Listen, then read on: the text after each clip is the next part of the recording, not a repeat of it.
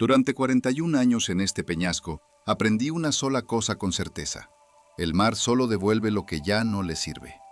Maderos, redes, barriles destrozados y muertos. Hinchados, silenciosos, con rostros que ya no le pertenecían a nadie. Los enterraba en la grieta detrás de la ladera norte. Les leía palabras que, al parecer, nadie en el cielo escuchaba y volvía a mi lámpara. Así había sido siempre. El mar me daba sus muertos y yo les daba descanso. Era un trato justo y pensaba que no cambiaría hasta el final de mis días. Pero aquella noche, cuando la tormenta desgarraba el cielo en pedazos, el mar me entregó por primera vez en toda mi vida de farero algo vivo. Y te lo juro, quienquiera que seas, tú que escuchas o lees esto ahora, habría sido mejor que trajera un muerto más. Empezaré desde el principio, porque de otro modo no entenderás cómo un viejo como yo pudo acabar en el centro mismo de lo que ocurrió después. El faro se alzaba sobre una roca pelada a 3 horas de navegación de la costa más cercana, si el tiempo era bueno, y a una eternidad si era malo. La roca sobresalía del agua como un diente roto, rodeada de arrecifes contra los que, a lo largo de los siglos, habían naufragado tantos barcos que los pescadores de la zona llamaban a esas aguas el cementerio sin cruces. Mi faro era la única cruz de todo ese cementerio. Una torre blanca y alta, encanecida hacía tiempo por la sal y el viento, la casa del farero pegada a su base, un cobertizo con combustible, una cisterna para el agua de lluvia y una pequeña ensenada donde guardaba mi barca. Ese era todo mi mundo. Cada pocas semanas llegaba una lancha con provisiones y correo que no tenía a quién escribir y se marchaba de nuevo, dejándome a solas con el mar y la luz. Elegí esa soledad yo mismo. No voy a mentir diciendo que me desterraron o que el destino me arrastró hasta aquí contra mi voluntad. Vine por propia decisión, como quien entra en un monasterio para esconderse de algo que no te suelta. Hubo un tiempo en que tuve otra vida. Una casa que olía a pan y al cabello ajeno sobre la almohada de al lado. Risas en las habitaciones. Y luego el agua se lo llevó todo.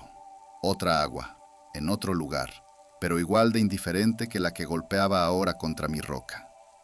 No protegí a quienes debía proteger, y cuando todo terminó, comprendí que ya no podía vivir entre personas que me miraban con lástima. Así me convertí en farero, en un hombre cuyo único trabajo era velar para que la luz no se apagara y para que otros no repitieran mi suerte. En eso había una justicia amarga, y me aferraba a ella como un náufrago a una tabla. Con los años me acostumbré tanto a mi rutina que podía cumplirla con los ojos cerrados. Levantarme de madrugada, revisar la mecha y el mecanismo, dar cuerda al dispositivo de relojería que hacía girar las lentes. Anotar en el diario: tiempo, visibilidad, barcos en tránsito. Una comida escasa, largas horas junto a la ventana con la pipa que hacía tiempo no cargaba, que simplemente sostenía entre dos dientes por costumbre. Y de nuevo la luz, la luz, la luz, toda la noche, hasta que el amanecer gris me permitía apagar la lámpara. Hablaba solo, porque no había nadie más con quien hablar, y a veces me parecía que la propia torre me respondía con el crujido de sus viejos huesos. Aquella noche comenzó como cientos de otras noches de tormenta, solo que más furiosa. El barómetro había caído todo el día, como si una mano invisible lo presionara hacia abajo. Al atardecer, el cielo tomó el color de un moretón, y el mar se hinchó y se volvió negro. Aseguré todo lo que podía asegurarse, revisé las reservas, encendí la lámpara antes de lo habitual y subí a la sala de la linterna para estar junto a ella. La tormenta golpeó con la oscuridad. El viento aullaba con tal fuerza que ahogaba los propios pensamientos.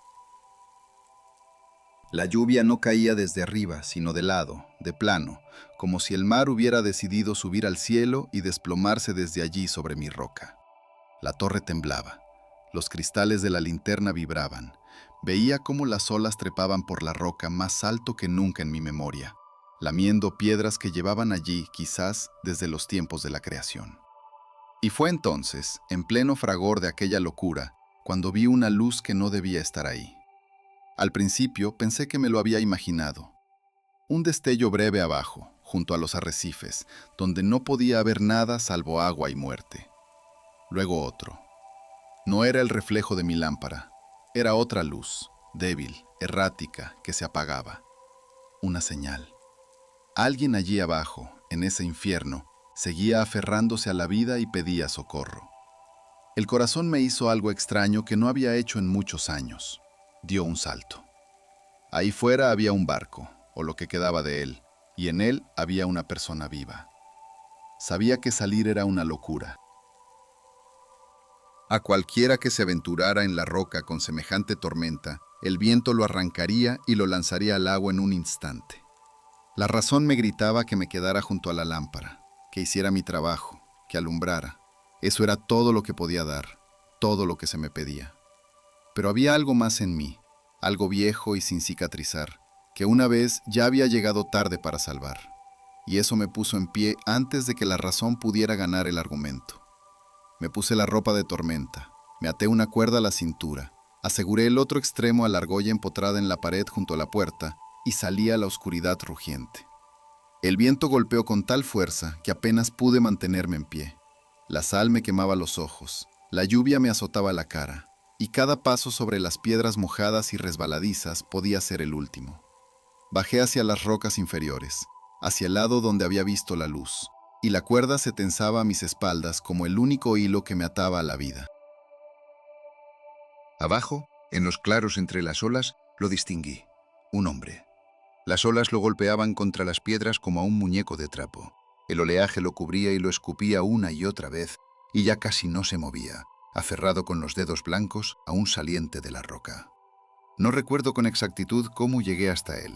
Solo recuerdo que en algún momento mi mano se cerró sobre su muñeca y tiré. Tiré con todas las fuerzas que aún me quedaban en este cuerpo viejo, clavando los pies en el suelo, maldiciendo el mar, maldiciendo el viento, maldiciendo mi propia debilidad. Una ola nos cubrió a los dos y pensé que era el fin, que nos iba a arrastrar a los dos hacia el abismo negro. Pero la cuerda aguantó. Y yo aguanté. Lo saqué hasta el saliente, me lo eché al hombro y empecé a gatear de vuelta hacia arriba, hacia la puerta, hacia la luz, hacia el calor, sintiendo cómo su cuerpo inerte me aplastaba la espalda con un peso muerto que yo rezaba para que aún respirara. Cuando por fin lo arrastré hacia adentro y cerré la puerta de golpe, cortando el rugido de la tormenta, en la casa se instaló un silencio ensordecedor. El hombre yacía en el suelo de mi cocina, en un charco de agua de mar que se extendía a su alrededor sin moverse. Me arrodillé a su lado, temblando de frío y agotamiento, y pegué el oído a su pecho. El corazón latía, débil, irregular, pero latía. Estaba vivo. Lo había salvado. Le quité la ropa empapada, lo froté con una toalla áspera, lo envolví en todas las mantas que había en la casa y lo acerqué a la estufa. No era joven, pero tampoco viejo. Un hombre recio en plena madurez, con un rostro que incluso en el desvanecimiento conservaba una concentración dura, tensa. En su cuerpo noté cicatrices antiguas que no son propias de pescadores ni marineros, finas, limpias, como de hoja de cuchillo. Pero en ese momento no le di importancia. En ese momento solo pensaba en que le había arrebatado su presa al mar, en que por una vez en la vida había llegado a tiempo. Y fue solo cuando lo estaba tapando cuando noté su mano derecha. La tenía apretada en un puño tan fuerte que los nudillos se le habían puesto blancos. Incluso inconsciente, al borde de la muerte, helado hasta volverse azul, aquel hombre sostenía algo y no lo soltaba. Intenté abrirle los dedos con cuidado. Me parecía que había algo antinatural en esa tensión, que le resultaría más fácil respirar si se relajaba. Pero los dedos no cedieron. Sujetaban su carga con una obstinación que va más allá de la conciencia, más allá de la vida misma.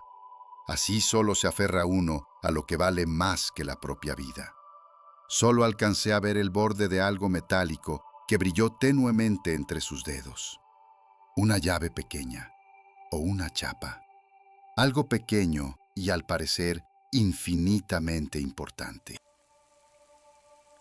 Me quedé sentado a su lado toda la noche, echando leña al fuego, escuchando cómo la tormenta se iba agotando al otro lado de las paredes, y miraba ese puño cerrado.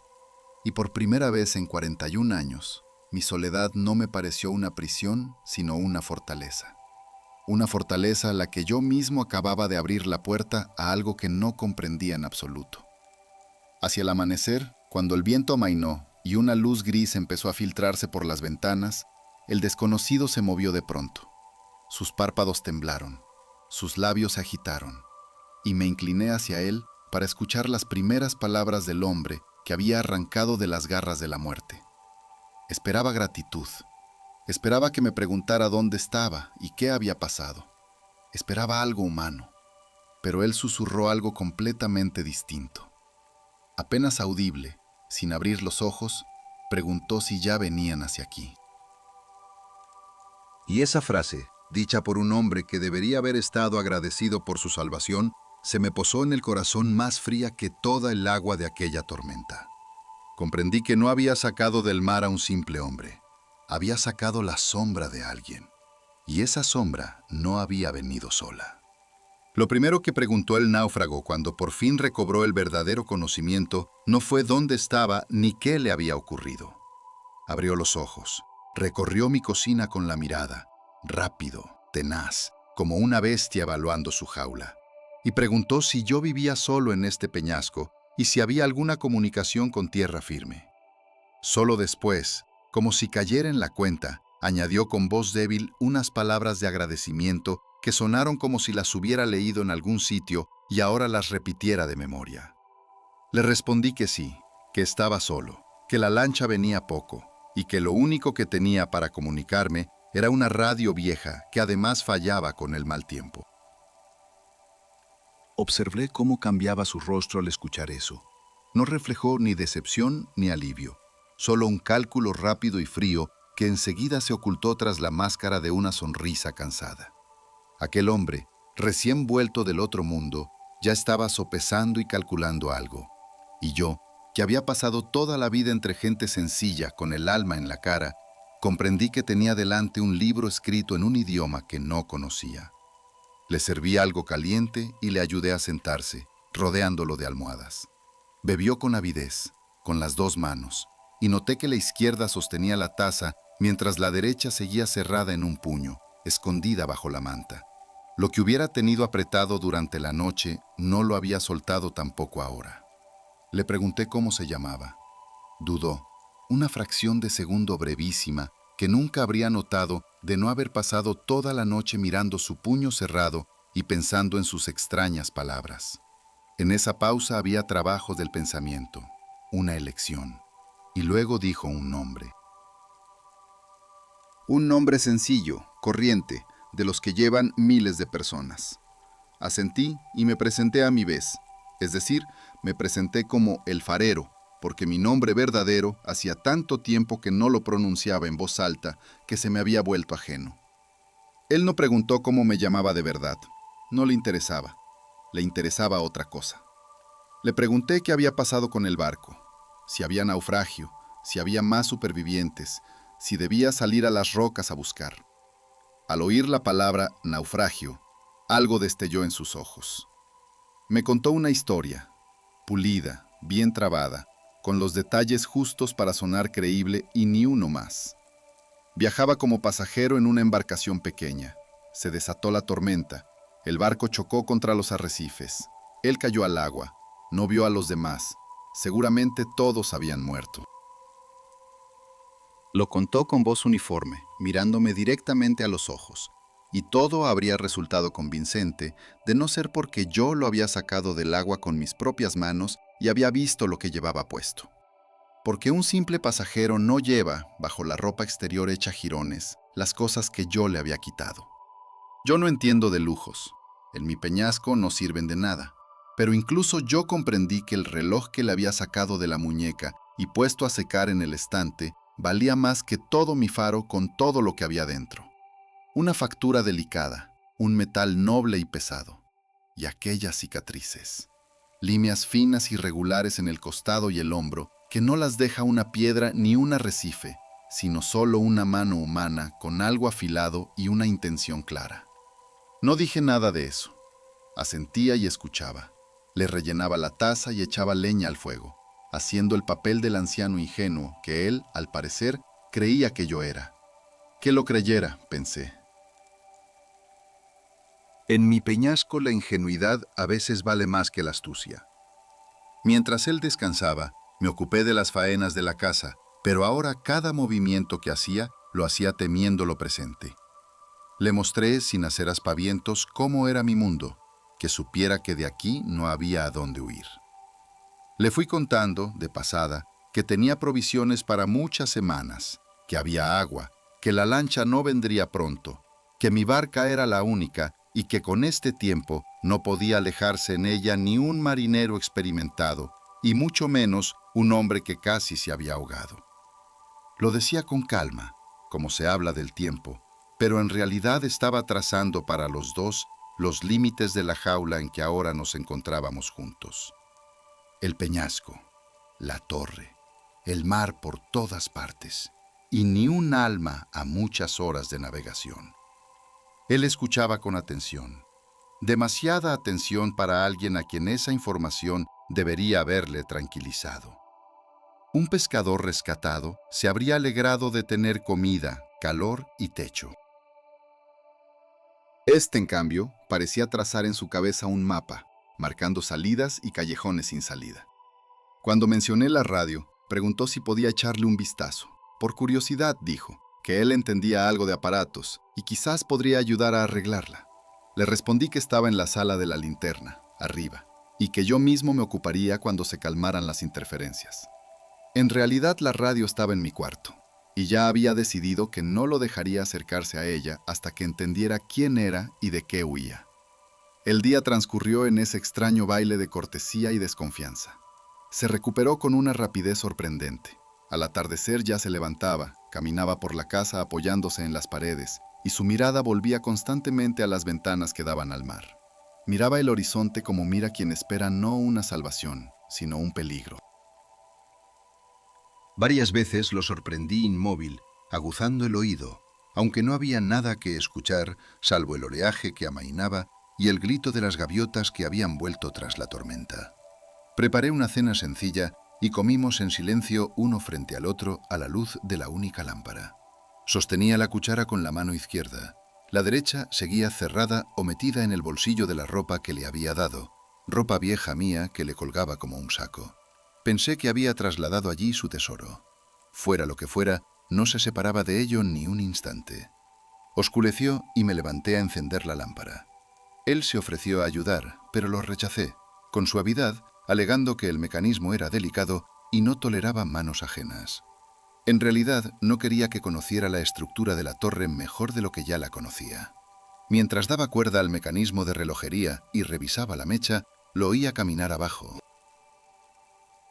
Sus pasos eran silenciosos, cautelosos, no los pasos de un convaleciente que va a tientas de silla en silla, sino los pasos de alguien que inspecciona, buscando algo o memorizando la disposición de las habitaciones.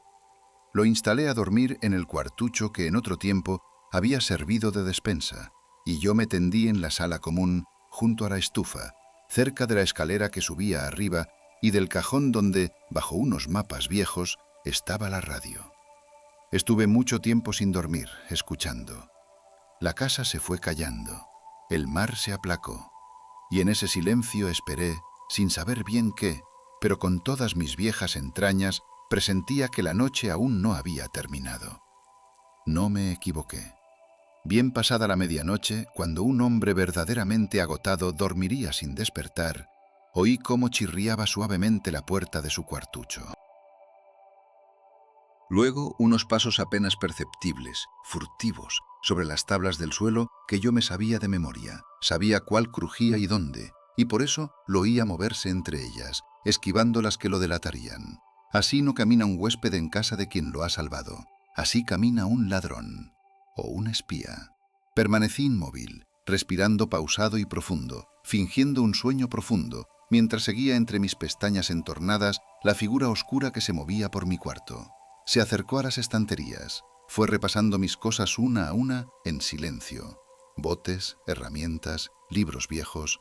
Buscaba algo concreto y era evidente que no lo encontraba, porque siguió avanzando hacia la mesa, hacia los cajones, comprendí que buscaba la radio. Y quizás no solo ella, quizás buscaba también con qué defenderse o atacar.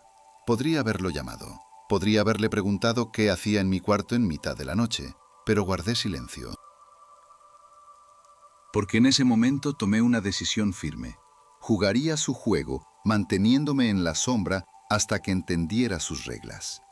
Él me creía un anciano ingenuo que lo había sacado del agua por bondad y ahora dormía el sueño de los justos. Que lo creyera. Esa ignorancia era por el momento mi única arma. Estaba tendido mirando cómo un desconocido registraba mi casa y pensaba que por la mañana, cuando volviera a ponerse la máscara del huésped agradecido, yo ya sabría de él algo más de lo que él imaginaba. Y también pensaba en sus primeras palabras, susurradas al borde de la muerte. Si ya venían hacia aquí.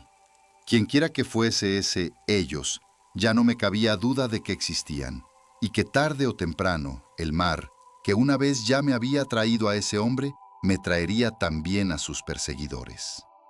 Al amanecer, el mar depositó en mis rocas los restos de su trabajo nocturno, y entre ellos había algo que convirtió definitivamente mis sospechas en certeza. Salí a hacer mi ronda como hacía después de cada tormenta, para recoger todo lo aprovechable y dar tierra a todo lo muerto. Y entre los tablones rotos, los aparejos enredados y las astillas en que se había convertido la embarcación de alguien, lo encontré. Una caja metálica cerrada, sólida, con los cantos reforzados con el mismo metal noble que el reloj de mi huésped, medio enterrada bajo la grava en el extremo más alejado de la cala. Era pesada, muy pesada para su tamaño, y cuando intenté abrirla, no se dio. No había cerradura visible por fuera, ni bisagras a la vista, solo una superficie lisa con una pequeña cavidad de forma compleja. Una cavidad que, comprendí en ese mismo instante, tenía la forma exacta del objeto que mi huésped había apretado en el puño aquella primera noche. Me quedé de pie ante esa caja, y el frío sol de la mañana iluminaba mi hallazgo, mientras por dentro se me helaba todo con más fuerza que cualquier viento del amanecer. Comprendí que no había sacado del agua a una víctima de un naufragio.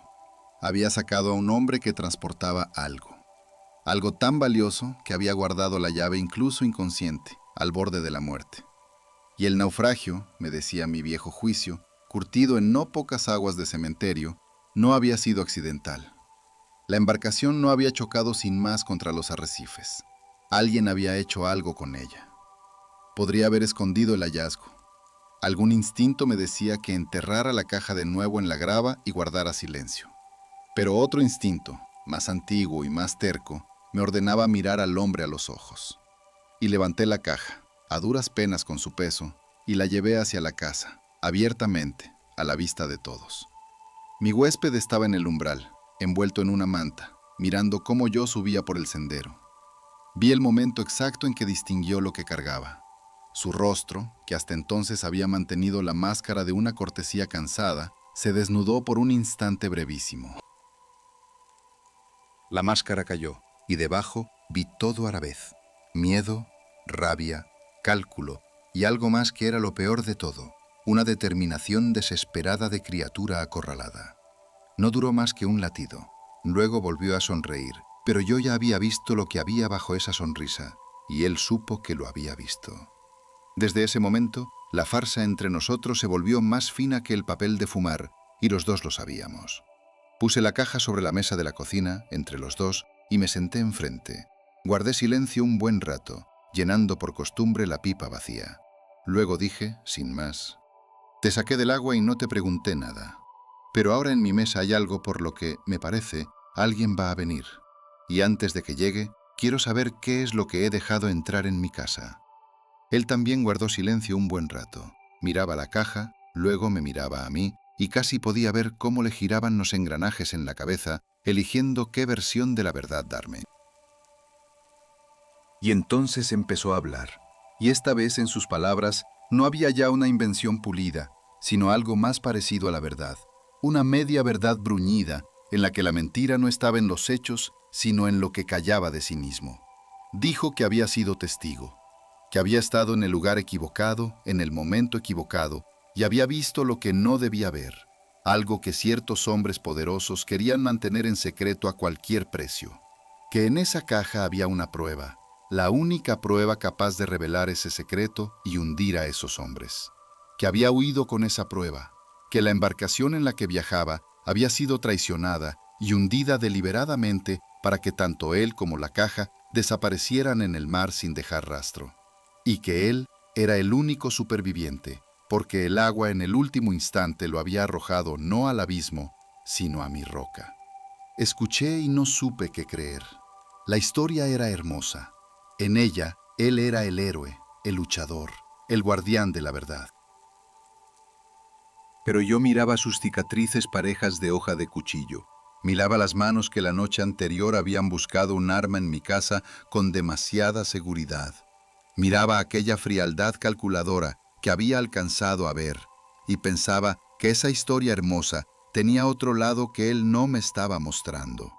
Quizás había sido testigo, sí, pero los testigos no tienen esas cicatrices ni se mueven en la oscuridad como se movía él. Empezaba a sospechar que mi huésped estaba mucho más cerca de ese secreto de lo que quería aparentar, que tal vez no era un hombre que había tropezado por casualidad con el secreto de otro, sino uno de quienes lo habían creado, y que solo después había decidido volverlo contra los suyos. ¿Quiénes son esa gente?, pregunté. ¿Cómo van a saber qué deben buscar aquí, en esta roca olvidada de Dios, en medio de aguas de cementerio? Me miró y dijo algo que de nuevo me heló por dentro. Lo sabrán, respondió, porque ellos siempre lo saben. Tienen ojos y oídos en todas partes. Rastrearán los restos, revisarán cada palmo de tierra donde pudieran haber ido a parar tanto el cuerpo como la caja. Es solo cuestión de tiempo.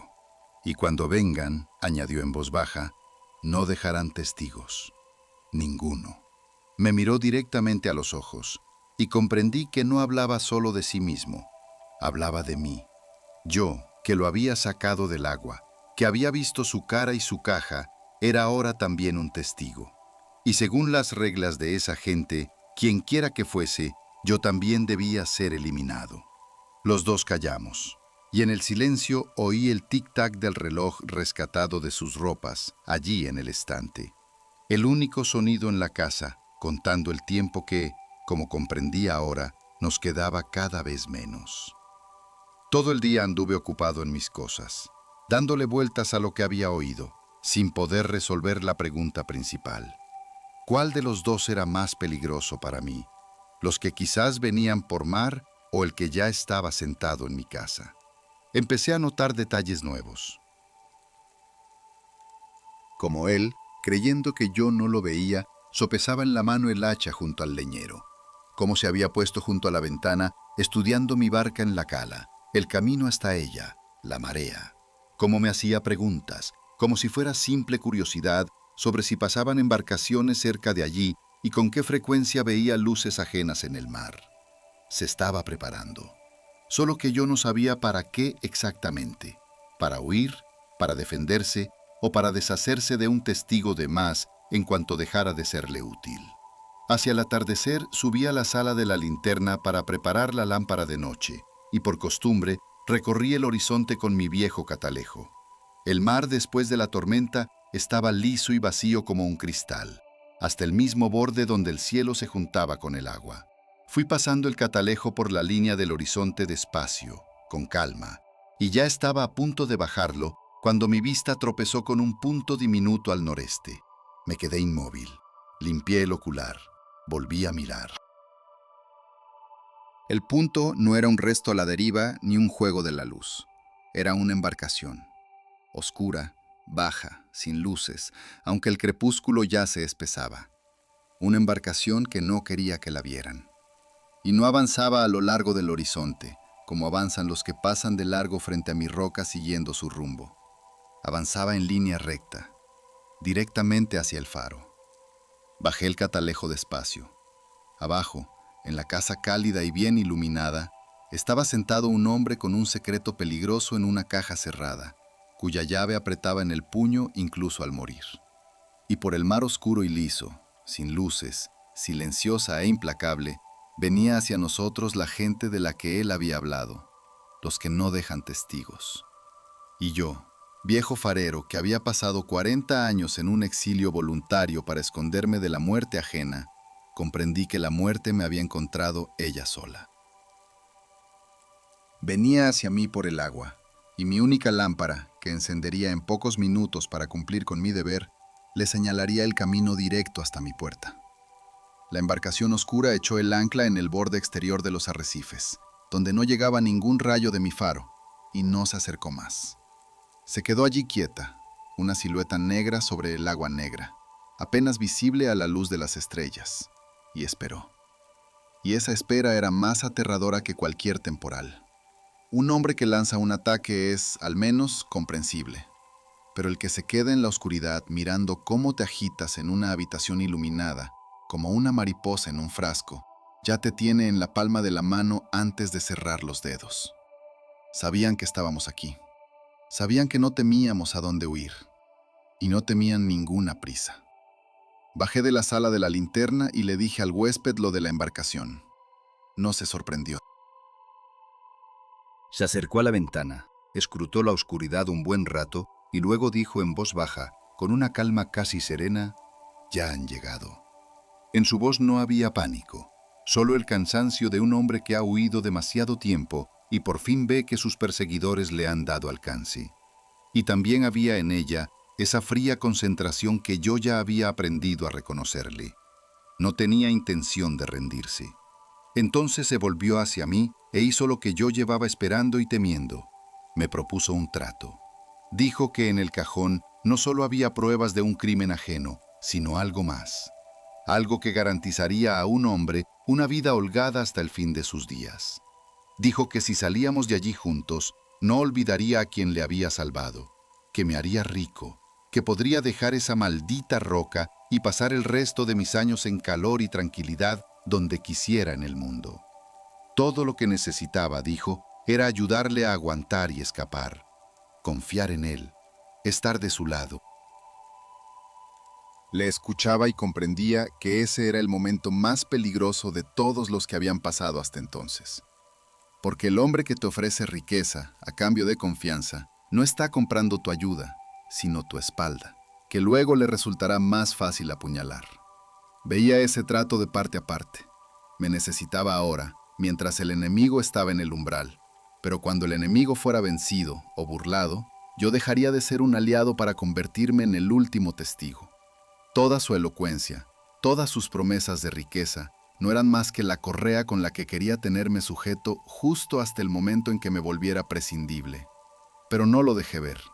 Asentía, fruncía el ceño, fingía sopesarlo, que la tentación de la riqueza luchaba en mí contra el miedo. Hacía el papel del viejo ingenuo al que habían deslumbrado con promesas, que creyera que me había comprado. Mientras me considerara comprado y tonto, no vería en mí una amenaza. Y yo necesitaba tiempo. Tiempo para entender cómo estaban las fuerzas, para encontrar la manera de sobrevivir tanto a los de fuera como al de dentro.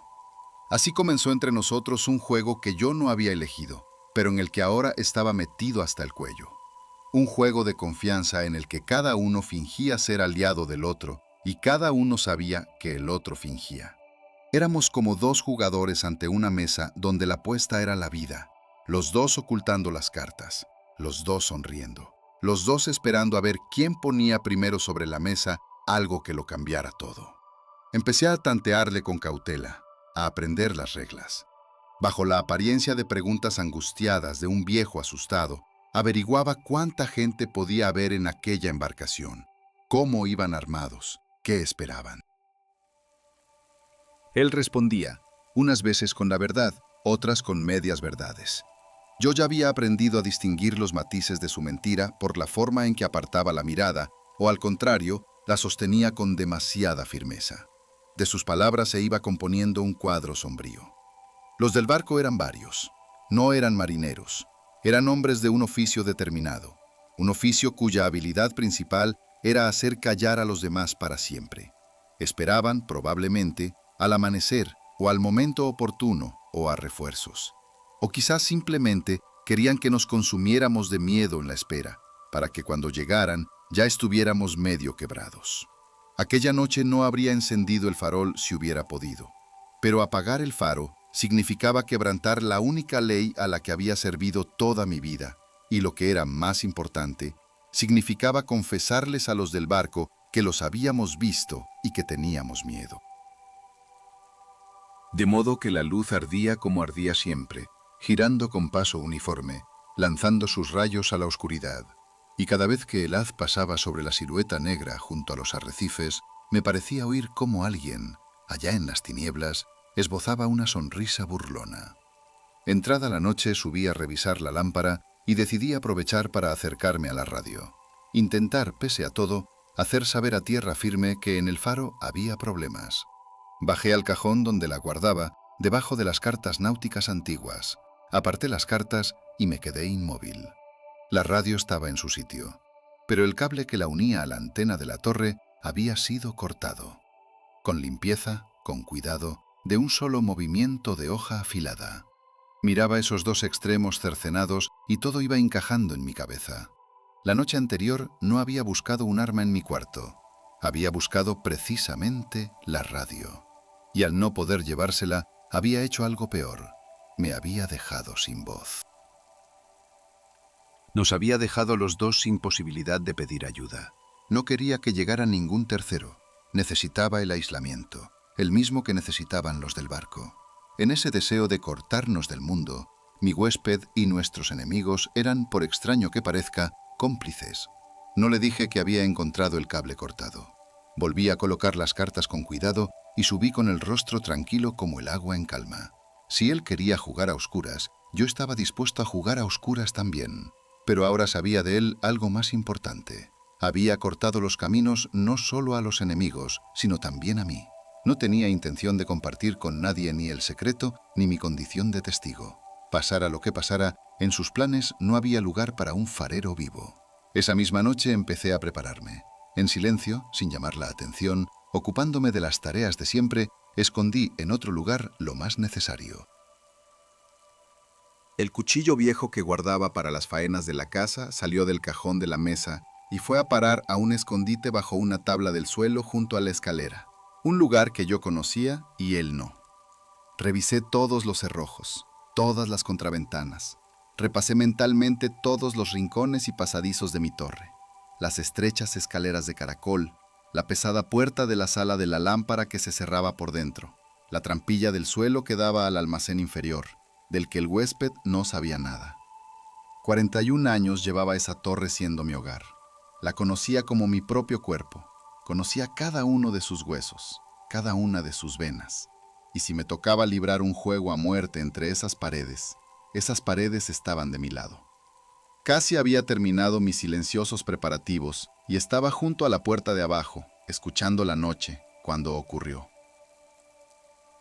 Entre el rumor del oleaje y el zumbido constante del mecanismo de la lámpara en lo alto, oí un sonido que no se había escuchado en mi roca desde hacía muchos años, y que era lo que más temía. Un golpe sordo y pesado en la puerta. Luego otro. Alguien estaba fuera, en la noche, en el mismo umbral de mi casa. Alguien que pocos minutos antes debía de estar en el barco negro junto a los arrecifes, a una hora de travesía por el agua.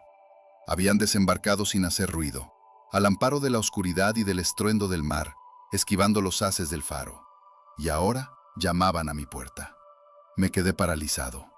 A mis espaldas, en la escalera, apareció la figura oscura del huésped. Él también no había oído. Nos miramos en la penumbra.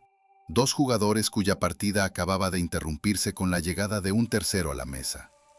Volvieron a golpear la puerta, con la misma calma de antes, y a través de los tablones gruesos llegó una voz, tranquila, cortés, de una calma monstruosa para esa hora y ese lugar.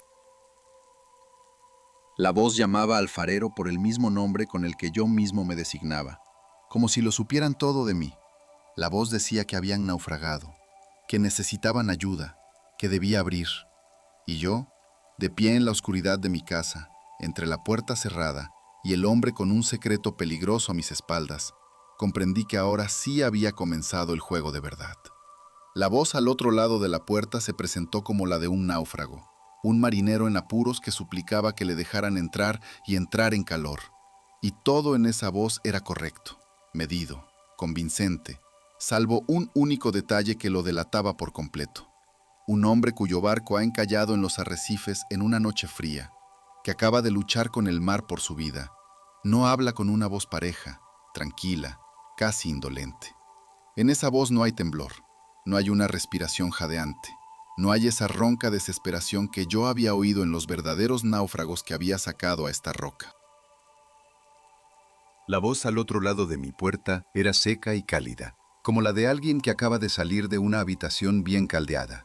No habían naufragado, venían a por nosotros, y estaban comprobando si abriría por las buenas, para no tener que forcejear con una puerta que yo sabía que era sólida y ellos aún no. No respondí. Me quedé inmóvil en la oscuridad, sin respirar, e indiqué con un gesto al huésped que tenía detrás que callara y no se moviera.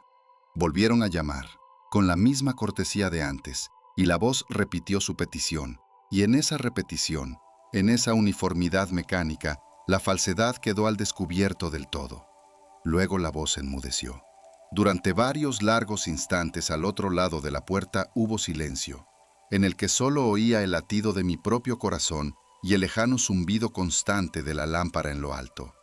Y entonces ese silencio cedió el paso a un sonido que me heló la espalda. Metódico, discreto, resuelto. Habían dejado de fingir. Se habían puesto con la puerta. Me aparté de ella, y en ese instante algo cambió dentro de mí. El miedo no se fue. Seguía ahí, un nudo de hielo bajo las costillas.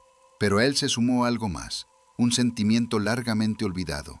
Era mi hogar, mi torre, mi luz. 41 años llevaba cumpliendo mi servicio aquí, dando sepultura a los muertos ajenos sin retroceder jamás ante el mar. Y ahora unos desconocidos habían venido de noche a arrebatarme tanto el secreto como la vida, como si yo no fuera un hombre, sino un obstáculo más en su camino. Y decidí que no me rendirían tan fácilmente. Me volví hacia el huésped. Ya no había tiempo para juegos ni para desconfianzas mutuas, al menos durante las horas que seguirían. Teníamos un enemigo común, y quisiera o no, solo podría sobrevivir junto a él.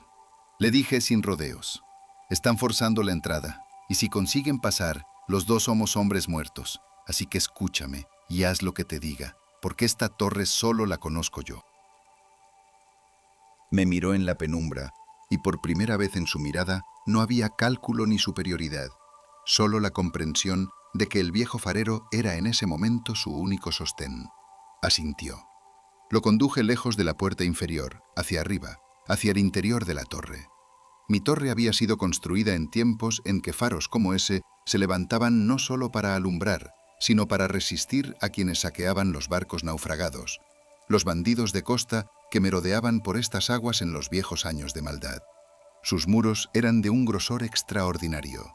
La puerta inferior era de roble reforzado con hierro, y yo había corrido tras nosotros el pesado cerrojo interior, uno que desde fuera no habría podido vencer ni un ariete. Las ventanas del nivel inferior eran estrechas como aspilleras, por ellas no cabía un hombre. La escalera de caracol que ascendía era tan angosta que solo se podía subir de uno en uno, y quien ocupaba el peldaño más alto llevaba todas las ventajas sobre quien subía. Yo conocía cada escalón, cada recodo, y en la oscuridad podría recorrerla a la carrera, mientras que un extraño se habría roto las piernas. Subimos al nivel intermedio, a la sala con aquellas mismas aspilleras, y me asomé por una de ellas. En la penumbra del amanecer los distinguí, figuras oscuras abajo, junto a la puerta. Conté 3, pero intuí que había un cuarto, en algún lugar entre las sombras. Trabajaban en la puerta con calma y destreza, y comprendí que me quedaba poco tiempo antes de que cambiaran de táctica y buscaran otra vía, por las ventanas de los niveles superiores, por la pared exterior, por donde fuera. No pensaba esperar a que eligieran el modo de matarnos. Si aquello era una guerra, debía ser yo quien la iniciara, mientras la oscuridad y el conocimiento de la torre jugaban a mi favor. Saqué lo que había preparado de antemano, durante el día, sin creer del todo que llegaría a necesitarlo. El farero de una roca solitaria siempre guarda provisiones para el caso extremo. aquello con lo que se lanza la señal de socorro cuando todo lo demás falla. Bengalas de señales. Mezcla inflamable para encender leña húmeda.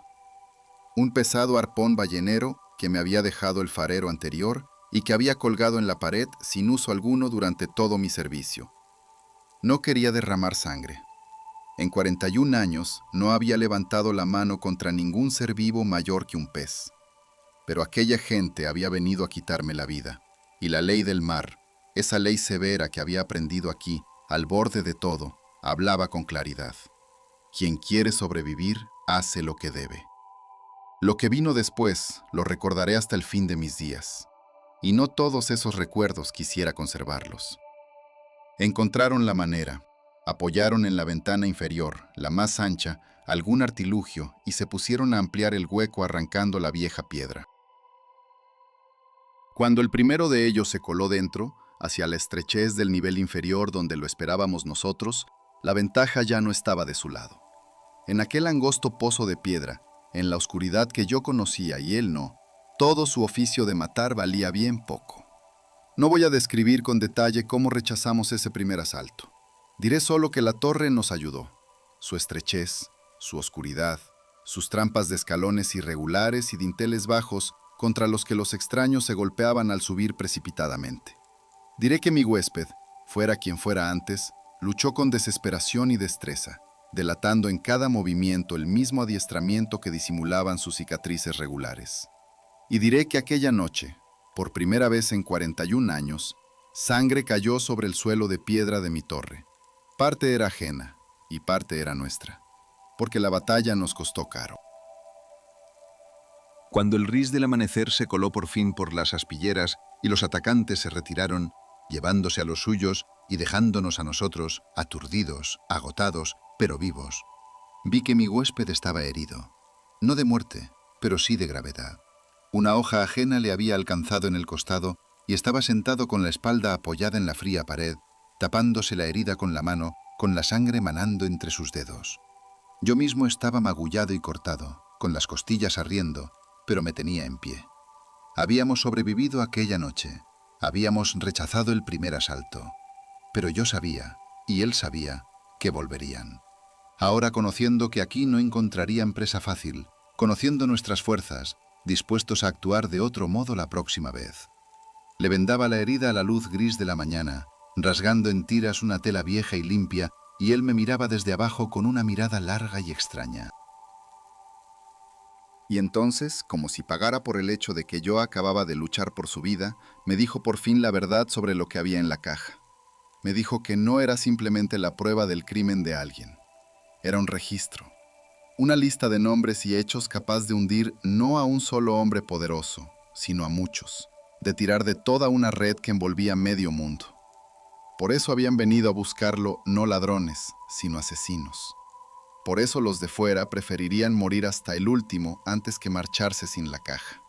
Y por eso, añadió en voz baja, apartando los ojos, nadie de cuantos hubieran visto esa caja y supieran de ella podía quedar con vida.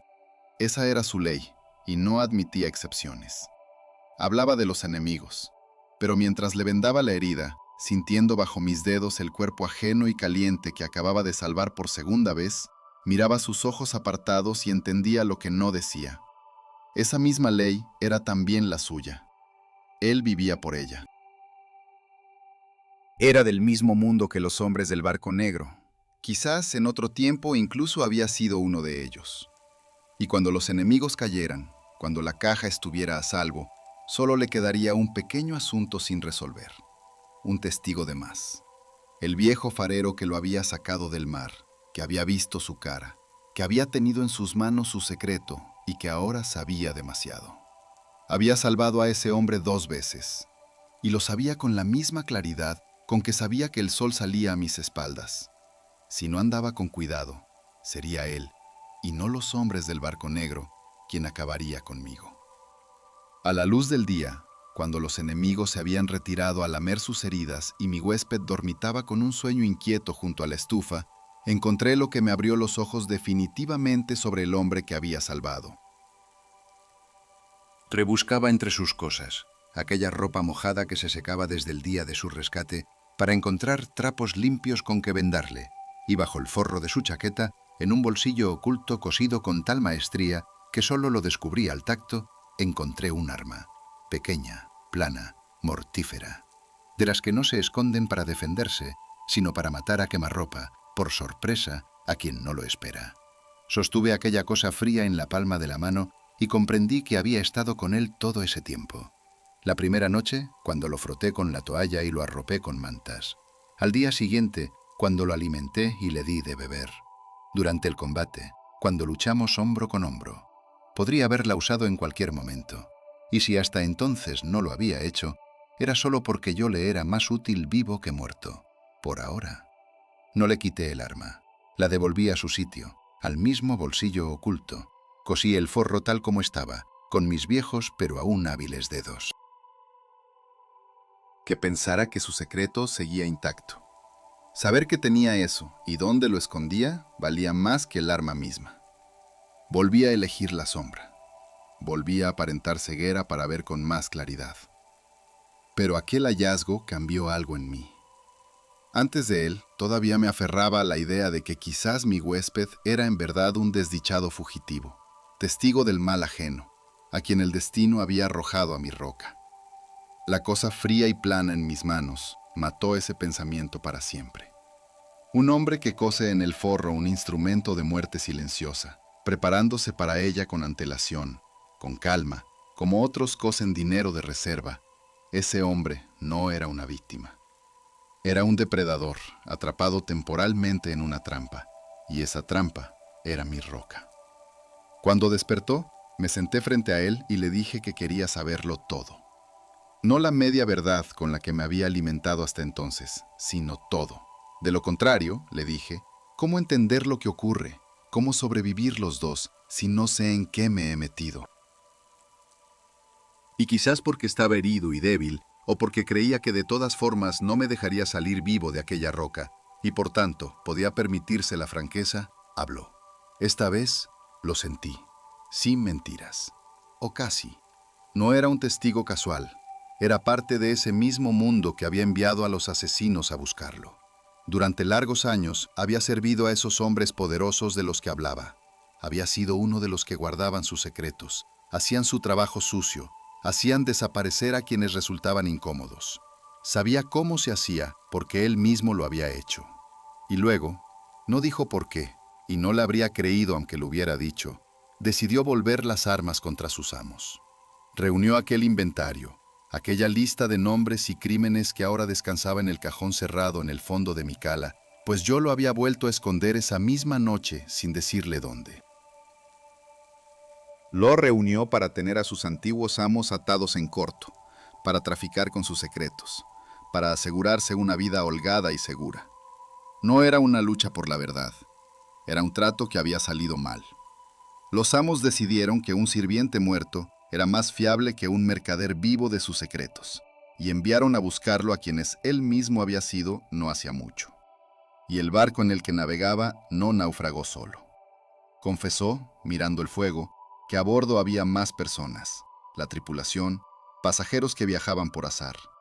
Cuando quedó claro que los alcanzaban, cuando comprendieron que no llegarían a tiempo de escapar, hizo lo que mejor sabía hacer. Se aseguró de que en el caos del naufragio y la tormenta solo sobreviviera él, con el cajón y la llave. Los demás eran para él apenas una circunstancia, un estorbo, un lastre que había que soltar para salir a flote. Aquellos muertos que yo estaba seguro de que los días siguientes traerían a mis rocas, pesaban sobre su conciencia tanto como sobre la de sus perseguidores. Escuchaba y sentía que dentro de mí se levantaba algo pesado y frío, porque en su relato, en ese hombre que para salvar su propio pellejo había sacrificado a todos los que tenía cerca, reconocí mi peor pesadilla, mi propio pasado sin cicatrizar, vuelto del revés.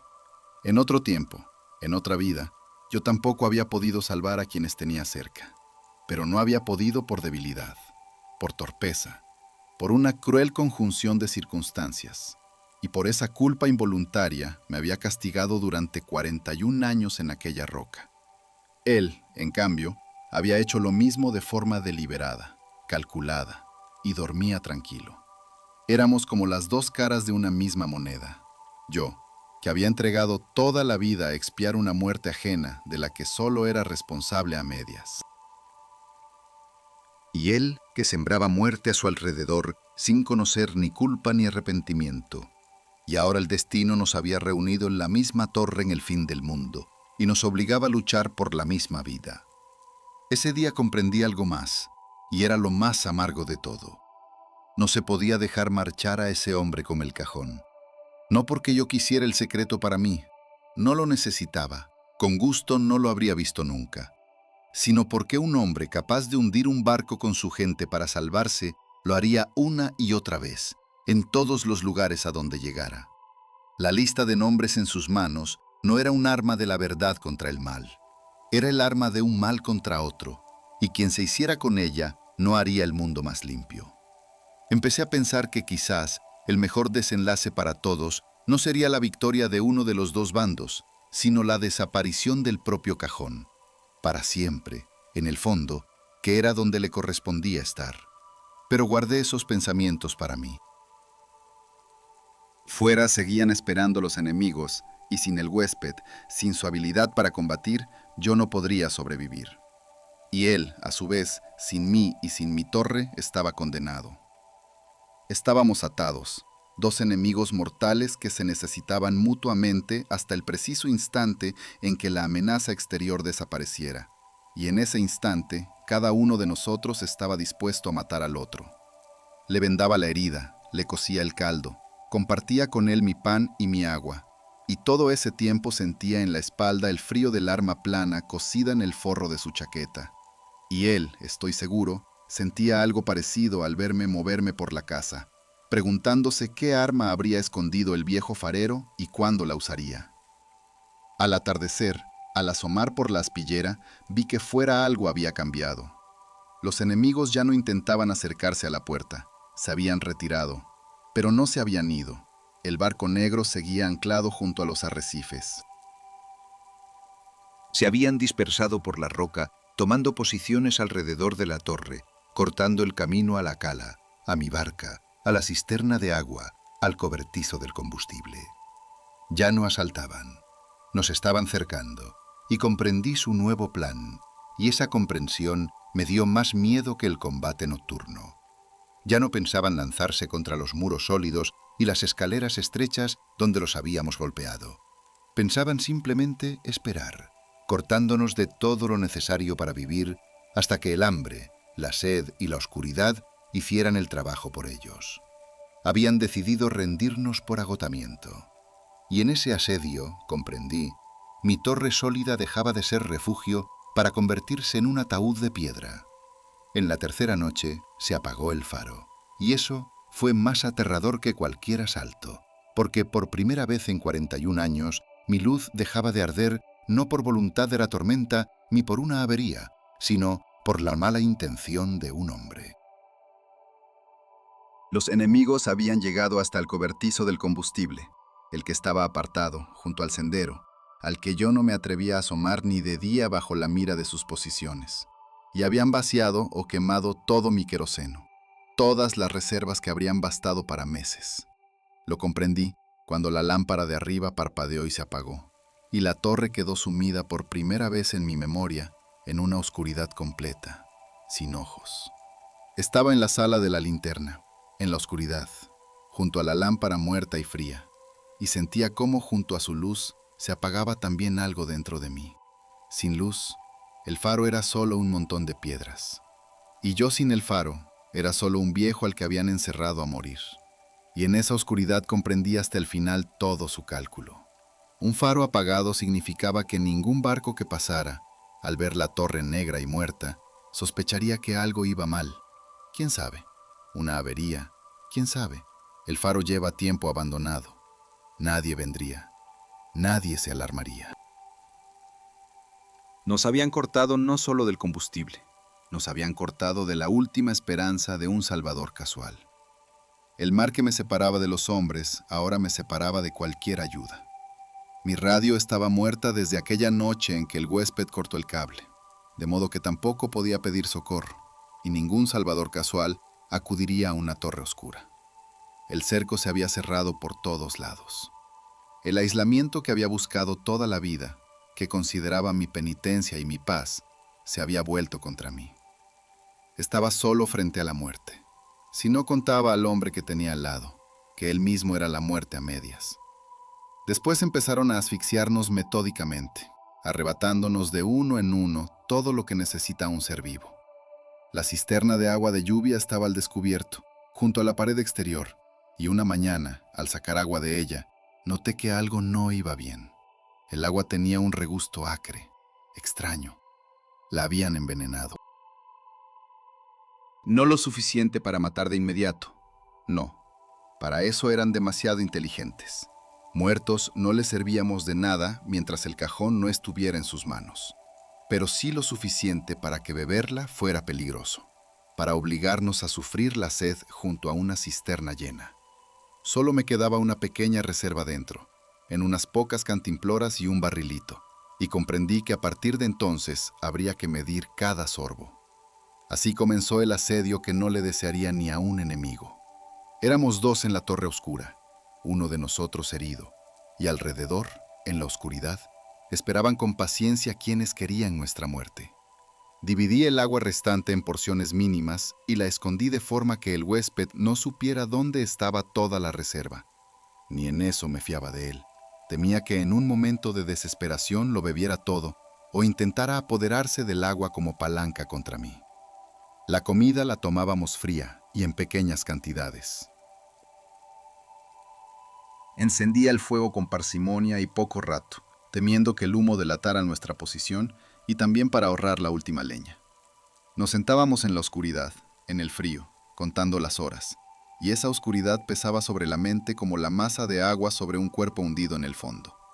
El hambre roe el cuerpo, pero la sed roe el alma. Y peor que el hambre y la sed era lo que nos hacían esa oscuridad y esa incertidumbre. No dormíamos de verdad, tan solo nos sumíamos en el olvido una hora, quizás dos, por turnos, porque ni él me confiaba su sueño del todo, ni yo se lo confiaba a él. El insomnio enturbiaba el juicio. En la oscuridad empezaban a percibirse movimientos, roces, una respiración ajena. Varias veces uno de nosotros se incorporaba de golpe por un sonido que no existía. La desconfianza entre nosotros, ya de por sí afilada, se encendió al rojo vivo en aquel asedio. Yo sorprendía sus miradas en los escasos destellos del fuego mezquino. Miradas que miden, que calculan, que buscan el momento. Y sabía que él sorprendía en mí las mismas miradas. Al término de lo que creo que fue el quinto día, ya había perdido la cuenta, el tiempo en aquella oscuridad transcurría de otra manera, mi huésped se quebró. La sed, la herida, el miedo y la tiniebla habían hecho su trabajo y habían desgastado su entereza hasta el límite. En mitad de la noche me desperté porque él andaba registrando la casa y comprendí que buscaba agua y, sobre todo, buscaba el bote, o más bien el camino hacia él, sopesando si no sería mejor abandonarlo todo, abrirse paso hasta la cala al amparo de la oscuridad y marcharse solo, dejándome a mí como presa para los enemigos y ganando así tiempo. Le corté el paso. Nos quedamos frente a frente en la oscuridad, dos bestias agotadas y hambrientas. Y le dije sin rodeos: a la cala no se puede llegar. El sendero está cubierto. No darías ni 10 pasos. Y si te marchas me condenas a muerte. Y eso no lo voy a permitir. Se lanzó contra mí, tal vez para arrebatarme el agua, tal vez para sonsacarme dónde había escondido los remos, tal vez simplemente por la desesperación con que un hombre arremete contra quien tiene más cerca.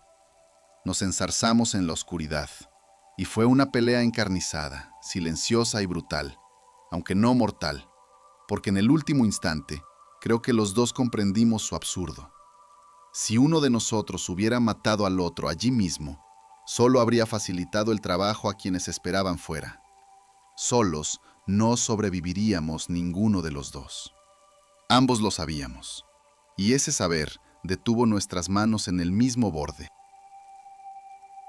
Nos separamos jadeando y estuvimos largo rato sentados en la oscuridad, cada uno en su lado de la habitación, lamiendo los nuevos golpes y escuchando los latidos del corazón. Y en aquella oscuridad, recobrado el aliento, fui yo quien habló. Dije que no tenía sentido mordernos el uno al otro mientras el cerco de fuera se apretaba, que por agotamiento acabarían con nosotros tarde o temprano. El agua se acababa, las fuerzas menguaban y el tiempo trabajaba para ellos, no para nosotros.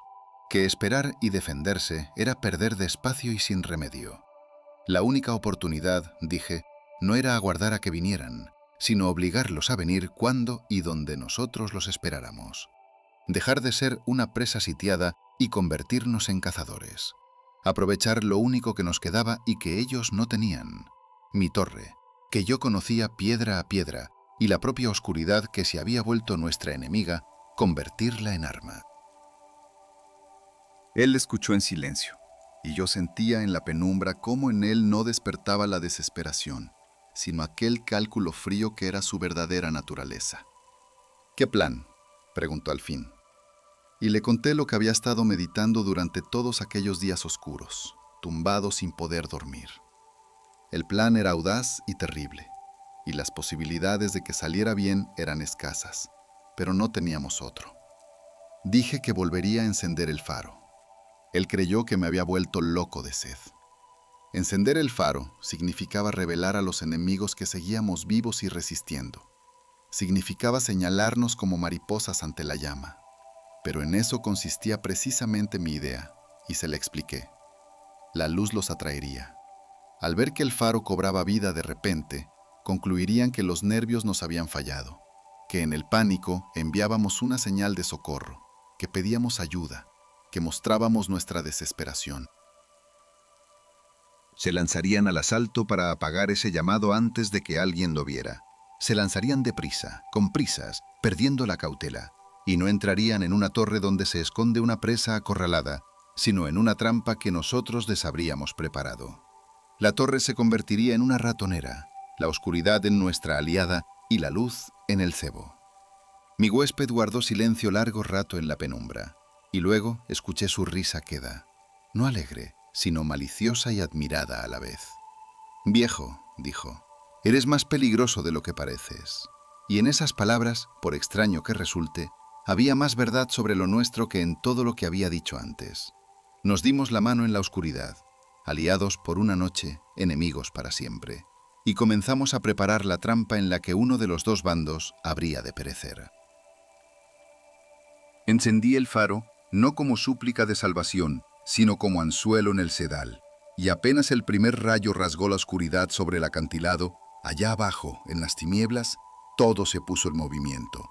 El pez acudía a la luz sin saber que esa luz lo conducía directamente a las fauces. Casi no me quedaba combustible. Los enemigos habían destruido todas las reservas del cobertizo, pero ignoraban la pequeña lata de emergencia que el farero guarda por vieja costumbre aparte, en la propia torre, para el caso extremo. Y además estaba el aceite de los candiles domésticos y todo lo inflamable que encontré en la casa. No alcanzaría para mucho. Pero yo no necesitaba mucho. Solo necesitaba que vieran la torre recobrar vida y creyeran que nos habíamos roto. Y lo creyeron. Los vigilaba desde la espillera superior y veía cómo las figuras oscuras que tantos días habían esperado con paciencia en el cerco se agitaban de pronto, cómo se replegaban desde sus posiciones hacia la torre, cómo se apresuraban hacia la puerta. Habían decidido que estábamos al límite, que pedíamos socorro, y temían que alguien viera esa llamada. La paciencia, que había sido su principal arma en el asedio, los abandonó en un instante, tal como yo había calculado. Avanzaban al asalto con prisas, empujándose unos a otros, y entraban en la torre que mi huésped y yo habíamos pasado las últimas horas convirtiendo en un laberinto mortal. Yo conocía mi torre como no conocía nada en el mundo. Cada peldaño de la escalera de caracol, cada recodo, cada dintel bajo contra el que se golpearía la cabeza un extraño que corriera hacia arriba en la oscuridad. Cada trampilla, cada hornacina, cada puerta que cerraba por dentro y no cedía desde fuera. Y todo ese conocimiento lo volcamos en nuestra trampa. En los peldaños inferiores, en los lugares más oscuros, tendimos a ras del suelo unos cabos casi invisibles en los que el hombre que subía a la carrera enganchaba el pie y caía hacia abajo, hacia la oscuridad, contra la piedra. Los pasillos estrechos donde dos personas no podían cruzarse, los preparamos de modo que allí se pudiera enfrentar al enemigo de uno en uno, anulando su ventaja numérica. Las bengadas con las que se avisa de un naufragio en el pozo cerrado de piedra de la escalera se convertían en armas, cegadoras, abrasadoras, sembradoras de pánico. Y arriba, en la sala de la linterna, el mecanismo de la lámpara rugía y giraba, y su estruendo ahogaba los pasos, desorientaba el oído ajeno, impedía a los enemigos saber de dónde vendría nuestro golpe. No voy a describir aquella noche con detalle. No porque no la recuerde, sino porque la recuerdo demasiado bien. Cada instante de ella se me ha grabado a fuego. Y hay cosas que un hombre no debe contar pormenorizadamente si quiere conservar los últimos restos de paz en el alma.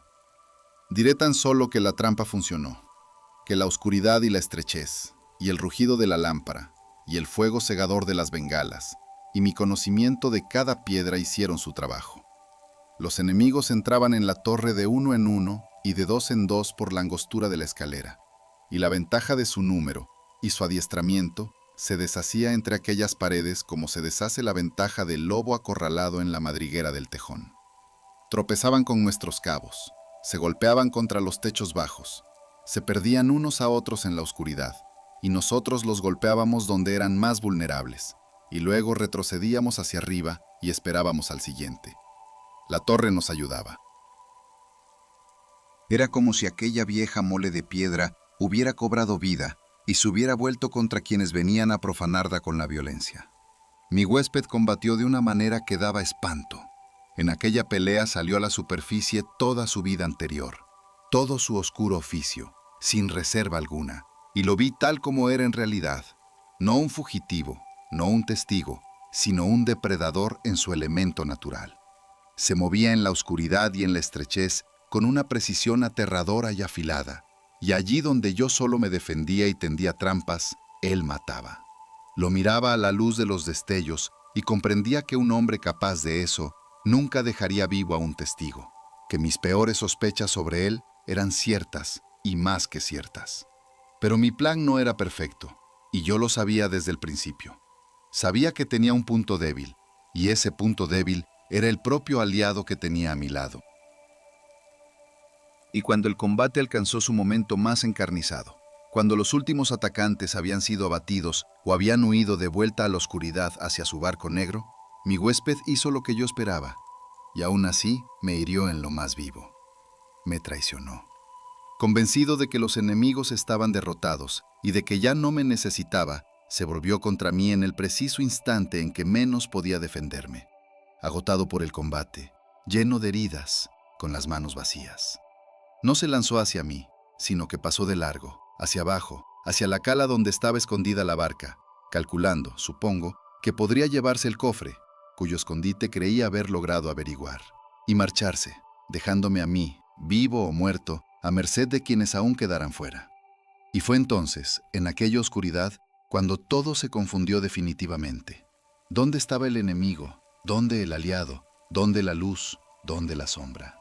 Los que seguían fuera, al ver la huida, se lanzaron a cortarle el paso. Mi huésped quedó atrapado entre ellos y yo, entre el martillo y el yunque, y en el caos absoluto de aquella última refriega, ya era imposible distinguir quién estaba del lado de quién golpeaba a quién, ni por qué. No era una guerra entre dos bandos, sino una ciega pelea de tres, donde cada uno iba por su cuenta. Recuerdo el rugido de la lámpara sobre mi cabeza, recuerdo los destellos cegadores, recuerdo unas manos y unos gritos, recuerdo haberme batido a ciegas por mi propia vida sin distinguir un rostro de otro. Y entonces ocurrió algo que yo no había planeado y sobre lo que no tenía ningún poder. Fuera porque un cohete caído prendió los restos del combustible que habíamos almacenado para la trampa. Fuera porque alguien en la pelea volcó la lámpara con el poco aceite que le quedaba. El caso es que la base de la torre se llenó de repente de calor y estruendo, y parte de la vieja mampostería, ya de por sí debilitada por la ventana arrancada y por el asedio, se desplomó hacia adentro con un fragor espantoso. Me arrojó al suelo, me aplastó, me sepultó bajo algo pesado y oscuro. Lo último que recuerdo de aquella noche es un estruendo ensordecedor, y después un silencio igualmente ensordecedor, absoluto, en el que no había ni rugido de lámpara, ni gritos, ni mar, nada. La oscuridad lo engulló todo. Y yo no sabía si en aquella oscuridad había quedado alguien con vida, aparte de ella misma.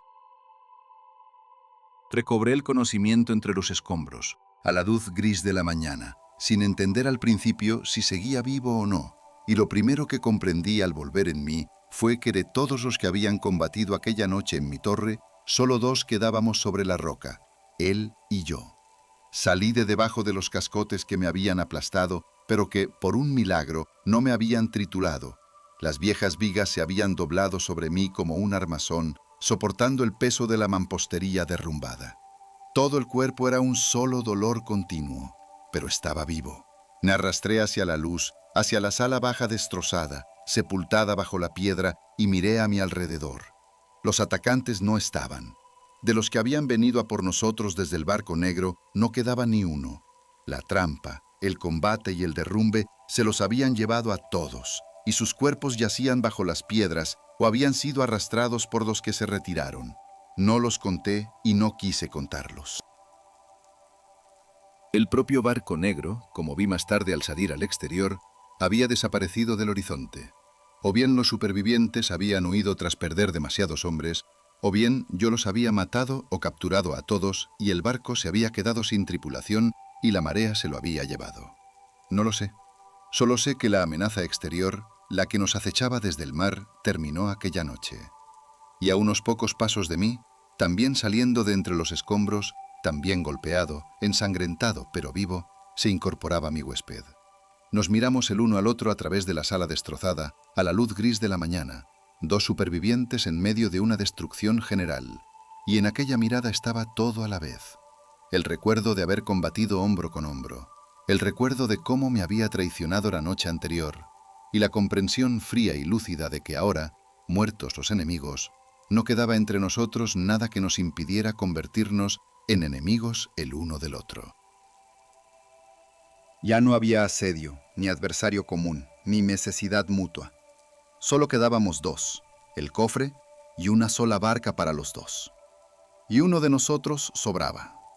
Pero él no se abalanzó sobre mí, y yo no me abalancé sobre él. Los 2 estábamos demasiado agotados, demasiado malheridos, y quizás los 2 entendíamos que después de todo lo ocurrido, resolver el asunto por la fuerza bruta allí, entre aquellos escombros, habría sido demasiado simple y demasiado sucio. En lugar de eso, hicimos algo que no habíamos hecho en todos aquellos días terribles. Nos sentamos entre los restos de mi torre destruida, frente a frente, y hablamos con honestidad. Era nuestra última partida, pero esta vez la jugábamos con las cartas boca arriba sobre la mesa. Él volvió a proponerme un trato, pero ahora de otra manera, sin el lustre de antes ni las promesas de riqueza. Dijo con cansancio que los 2 habíamos sobrevivido donde deberíamos haber muerto, que eso significaba algo, que nos habíamos ganado la vida, cada uno la suya. Propuso marcharnos juntos, compartir el secreto, compartir el cofre, compartir esa vida nueva que la lista de nombres podía comprarnos a los 2. Dijo que yo lo había salvado 3 veces y que no quería pagarme con la muerte, que estaba harto de matar, que quizás conmigo, en otro lugar, lejos del mar, podría llegar a ser alguien distinto. Hablaba con la elocuencia que solo él tenía, y puede que en aquel momento creyera de verdad en sus propias palabras. Y yo sentí la tentación. No voy a mentir. Era viejo, estaba lleno de heridas. Había pasado 41 años en un encierro voluntario sobre una roca pelada, expiando la muerte de otro. Y ahora me ofrecían marcharme de allí siendo rico, comenzar un nuevo capítulo al final de la vida, ver por última vez el mundo que había abandonado toda una eternidad atrás. Una parte de mí se inclinaba hacia eso como un hombre aterido se inclina hacia el fuego. Podría haber dicho que sí. Podría haber aceptado del mar también esta última limosna. Pero miraba a aquel hombre y veía todo lo que sabía de él. Veía el barco que había hundido y los hombres que había sacrificado para salvar su pellejo. Veía el arma plana cosida en el forro de su ropa. Veía cómo me había traicionado la noche anterior en el preciso instante en que ya no le era necesario, y entendía que volvería a traicionarme en cuanto volviera a sobrarle. El que vive según la ley de no dejar testigos no cambia por unas palabras hermosas al amanecer. Y entendía también otra cosa, la más importante. Aquella lista, aquel cofre, no eran libertad ni justicia. Eran una plaga, una infección que él quería sacar de mi roca y devolver al mundo. A donde quiera que llegara ese cofre, llegarían tras él nuevos asesinos, nuevos barcos hundidos, nuevos muertos en las costas de alguien. Yo había guardado durante 41 años la luz que salvaba a los hombres de perecer en estas aguas, y no podía ahora, con mis propias manos, soltar al mundo algo que traía la muerte. Pensé también en mí mismo, en lo que me convertiría si aceptaba su trato. Había pasado la vida castigándome por no haber sabido salvar a alguien en su momento. Aceptar la mano de aquel hombre, quedarme con su secreto sangriento, marcharme con él, significaba traicionar todo aquello por lo que había vivido. Significaba volverme a medias como él. Había elegido esta roca en su día para no estar entre quienes arrebatan vidas ajenas. Habría sido una estupidez, al borde mismo del final de mis días, cambiarlo por un hogar cálido comprado con sangre ajena. Y le dije que no. Le dije que no me iría con él y que no le daría el cofre. Lo dije con calma, sin rencor, porque rencor no había en mí, solo una claridad cansada. Le dije que era libre de marcharse solo en la barca si quería, y de hacerlo ahora mismo, sin nada, pero sin el cofre, porque el cofre se quedaría aquí, conmigo, en esta roca. Le dije que no iba a soltar esa infección al mundo, costara lo que costara. Él me miró durante un buen rato, y yo veía cómo le cambiaba la cara. Primero, incredulidad, como si no pudiera entender que un hombre fuera capaz de rechazar algo así. Luego rabia, porque yo le estaba destruyendo su último plan. Y después algo que no esperaba ver en el rostro de un hombre como él, algo parecido a una sombra de comprensión, a una sombra de esa misma humanidad que, según decía, hacía mucho que había enterrado en sí mismo. Quizás por un solo instante, mirando a un viejo terco dispuesto a morir antes que soltar el mal al mundo, vio el camino por el que él mismo no había querido andar en su día. Quizás solo me lo pareció a mí. Pero en aquel momento, entre los dos hombres malheridos entre ruinas al borde del mundo, cruzó algo verdadero. Y comprendí que el desenlace estaba cerca, que yo había hecho mi elección y que no iba a echarme atrás, pasara lo que pasara. Muchos días después llegó por fin una lancha a mi roca, y los hombres que desembarcaron encontraron a un viejo farero vivo y sereno en medio de una torre semidestruida, sin rastro de huésped, sin rastro de cofre, sin una sola huella del juego mortal que allí se había jugado. Solo escombros que era fácil achacar a la tormenta pasada.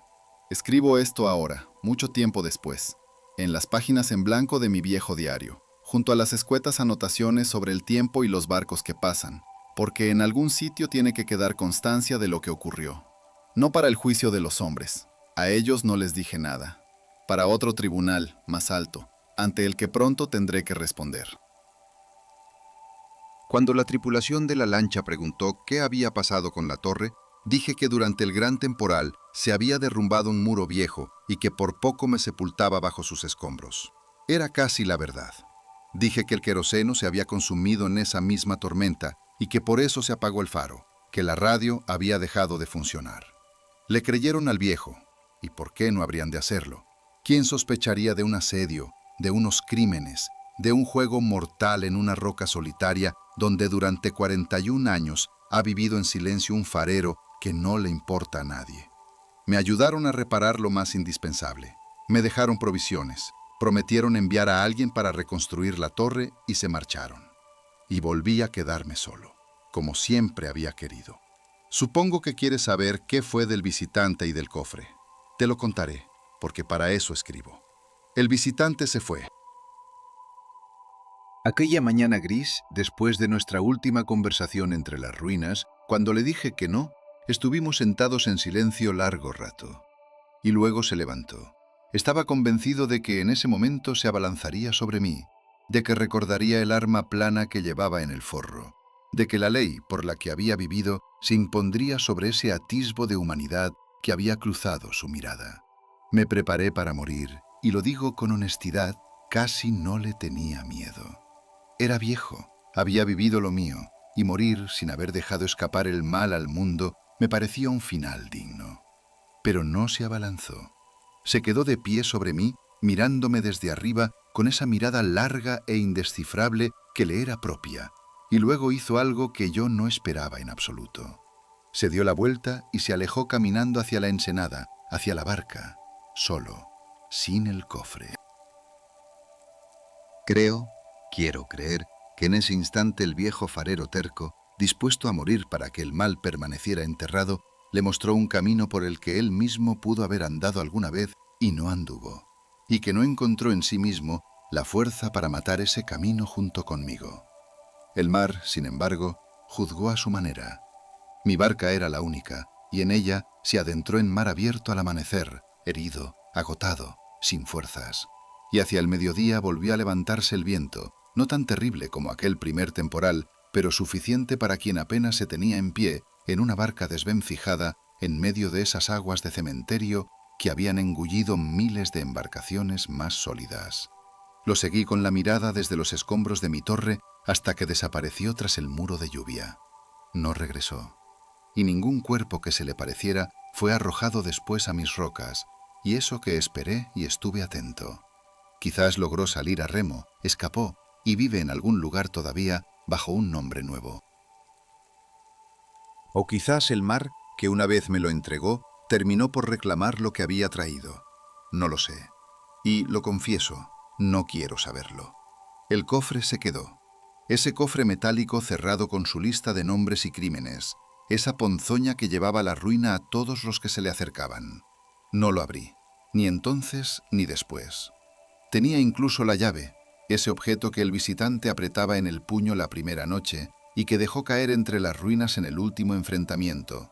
Lo encontré después entre el polvo y los escombros. Podría haber abierto el cofre y conocido el secreto que había costado tantas vidas, pero no lo hice.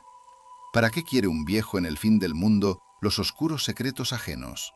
Ese conocimiento era veneno, y no quería llevarlo en el alma en el umbral de la muerte. Una noche tranquila, cuando el mar estaba liso y en calma, cogí el cofre y la llave, salí a la barca que me habían enviado en sustitución de la que me habían llevado las olas y remé lejos de los arrecifes, hasta donde sabía que la profundidad era negra e insondable, donde incluso esas aguas de cementerio dejaban de ser cementerio y se convertían en un simple abismo sin fondo. Y allí, bajo las estrellas, sin un solo testigo, arrojé el cofre por la borda. Lo observé mientras se hundía en el agua negra, brillando tenuemente por última vez, mientras se iba al fondo girando, cada vez más hondo, llevándose consigo los nombres, los crímenes, el poder de alguien, la venganza de alguien, la riqueza de alguien. Toda esa podredumbre humana que la gente estaba dispuesta a multiplicar con muertes por el solo hecho de poseerla. La llave la lancé detrás, en dirección contraria. Que el secreto se quede allí, en el fondo, para siempre. Que el mar, que durante toda mi vida no me había traído más que restos y muertos, sirva al menos una vez para algo bueno y entierre en sus profundidades lo que más vale que no regrese jamás a manos de los hombres. Preguntarás por qué no me marché. Podría haberlo hecho. Después de todo lo ocurrido, podría haber pedido un sitio en aquella lancha, dejar la torre destruida, pasar el resto de mis días entre personas, con calor, con seguridad. Nadie me habría retenido. El viejo farero había cumplido de sobra con su deber. Pero me quedé, y he aquí por qué. Comprendí durante aquellos días terribles que mi soledad en esta roca nunca había sido solo un castigo, como creí durante 41 años. Era también un servicio verdadero. Creía que huía del mundo escondiéndome aquí, pero en realidad estaba de guardia entre el mundo y lo que lo amenaza desde la oscuridad. Igual que mi luz estaba de guardia entre los barcos y los arrecifes. En aquella noche terrible comprendí que era necesario. que hay cosas que alguien debe custodiar lejos de los hombres, en el mismísimo borde, donde no puedan alcanzarlas. El secreto en el fondo del mar, la luz en la noche, la quietud de estas aguas de cementerio. Me quedé porque encontré por fin un sentido en lo que antes solo veía como condena. No la huida de la culpa, sino la redención a través del servicio. La diferencia es pequeña en palabras, pero lo es todo. Reparé mi torre como pude. Volví a encender el faro. Y sigue ardiendo hoy en día, cada noche, girando con paso uniforme, lanzando sus rayos a la oscuridad, protegiendo vidas ajenas del naufragio en los arrecifes. Soy viejo, y no me queda mucho tiempo junto a esta lámpara, pero mientras viva, la luz no se apagará. Y ahora, al terminar estas líneas, comprendo por fin para qué las empecé.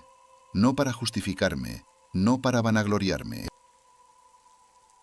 sino para que quien las lea algún día, quizás el nuevo farero que llegue a esta roca después de mí, conozca la verdad. Que sepa que bajo estas aguas tranquilas, en el abismo negro junto a los arrecifes, duerme un secreto que más vale no despertar. Y que sepa lo más importante, lo que yo comprendí demasiado tarde y pagué demasiado caro. El mar solo devuelve lo que ya no necesita, pero a veces, muy pocas veces, le toca a un hombre devolverle al mar lo que los hombres no necesitan. Y en ese intercambio, el único, el viejo farero del faro solitario dejó de ser por fin un deudor para convertirse en quien saldó sus cuentas.